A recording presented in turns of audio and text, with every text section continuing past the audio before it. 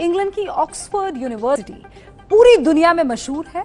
इसकी रिपोर्ट्स और स्टडीज को बहुत प्रामाणिक माना जाता है और इसी की एक ताजा रिपोर्ट में बताया गया है कि आतंकी हाफिज सईद पाकिस्तान का सदर रियासत यानी कि प्रधानमंत्री बन सकता है।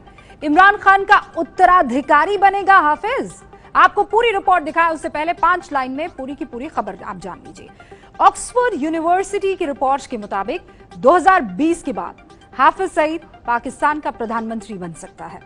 रिपोर्ट में कहा गया है कि हाफिज को पाकिस्तानी सेना की शह है और वो ही उसे प्रधानमंत्री बनाएगी। रिपोर्ट में यह वार्न किया गया है कि हाफिज सईद के नेतृत्व में जिहादी ताकतें भारत की आर्थिक और राजनीतिक सिस्टम पर भी हमला करेंगी। रिपोर्ट के मुताबिक कट्टरपंथियों का पाकिस्तान पर कब्जा होने की पूरी आशंका है और यह भी कहा गया कि अल-कायदा म्यांमार, बांग्लादेश और थाईलैंड में अपने पांव मजबूती से जमा सकता है। अब गौर से इस रिपोर्ट को देखिए आप। और मोदी और मैं चुप नहीं रहूंगा, तेरी जुबान इंशाल्लाह हम खींच के रहेंगे। अगर तू पानी बंद करेगा इंशाल्लाह हम तेरी सांस बंद करेंगे, इन दरियाओं में फिर खून बहेगा। ये भाषा इस वक्त तो एक आतंकी की है, लेकिन 2020 के बाद ये पाकिस्तान का आधिकारिक बयान भी हो सकता है, क्योंकि तब तक हाफिज वहाँ का प्रधानमंत्री बन सकता है। ऑक्सफोर्ड यूनिवर्सिटी ने आज के हालात को आधार बनाते हुए अपनी रिपोर्ट्स दी है। 2018 में कट्टरपंथी और धार्मिक पॉलिटिकल पार्टियां पाकिस्तान में बेहद लोकप्रिय हुई हैं। 2020 में लश्कर-ए-तैयबा दूसरे कट्टरपंथी ग्रुप्स और सेना के समर्थन से हाफिज पार्टी बनाएगा और चुनाव जीतेगा। इसके बाद सेना हाफिज सईद को पाकिस्तान का प्रधानमंत्री बनाएगी। पाकिस्तान के कारण 2020 तक दक्षिण एशिया में पाकिस्तान का आतंकवाद बड़ी चुनौती होगी। पाकिस्तान और भारत में सीधा पूर्ण युद्ध हो सकता है, जिसमें परमाणु हथियार के इस्तेमाल की आशंका है।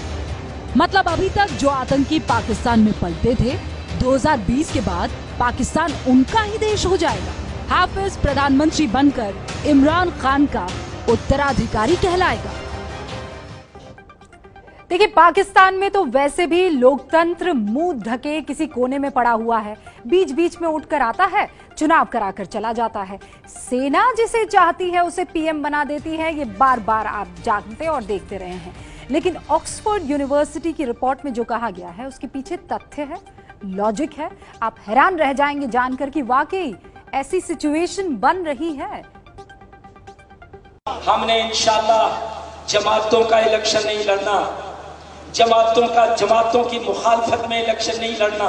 हमने इंशाल्लाह पाकिस्तान का इलेक्शन लड़ना है, पाकिस्तान के दुश्मनों के खिलाफ। 2018 में हाफिज सईद की पार्टी अल्लाह अकबर तहरीक 260 सीटों पर चुनाव लड़ी, एक भी नहीं जीत सकी। लेकिन सिर्फ 2 साल में क्या हो जाएगा कि वो प्रधानमंत्री बन जाएगा। 2020 की शुरुआत में 2 खैमे बनेंगे जो पाकिस्तान की स्थिति को प्रभावित करेंगे। पहला खैमा सऊदी अरब और इजराइल के गठबंधन का होगा, जबकि दूसरा ईरान और तुर्की की दोस्ती का। दोनों खैमे आपस में लड़ेंगे और मलाई खाएगा पाकिस्तान और इसके चरमपंथी संगठन। पाकिस्तान में अगला चुनाव 2023 में होगा, जिसमें लश्कर और जैश के समर्थन से जीतने वाले उम्मीदवार ज्यादा होंगे। कट्टरपंथियों का प्रभाव बढ़ा तो पाकिस्तान में 2023 से पहले भी चुनाव हो सकते हैं। अगर कट्टरपंथियों का पाकिस्तान में समर्थन बढ़ा तो हाफिज सईद बड़े खिलाड़ी के तौर पर उभरेगा। पिछले कई सालों से आतंकी संगठन और पाक सरकार के बीच तालमेल बढ़ा है, जिसका उदाहरण एबटाबाद में लादेन का छिपा होना है। तो साफ है कि इमरान खान भले ही शांति की बातें करे, शांति की दूत अपने आप को दिखाने की कोशिश करे, लेकिन वो सिर्फ और सिर्फ एक कठपुतली है। इस खबर का मास्टर स्ट्रोक क्या है? यही कि हाफिज सईद आत्मघाती बॉम्ब है, सुसाइड बॉम्बर है, जो पाकिस्तान को उड़ा देगा। मास्टर स्ट्रोक इस खबर का यही। ये है एबीपी न्यूज, आपको रखे आगे।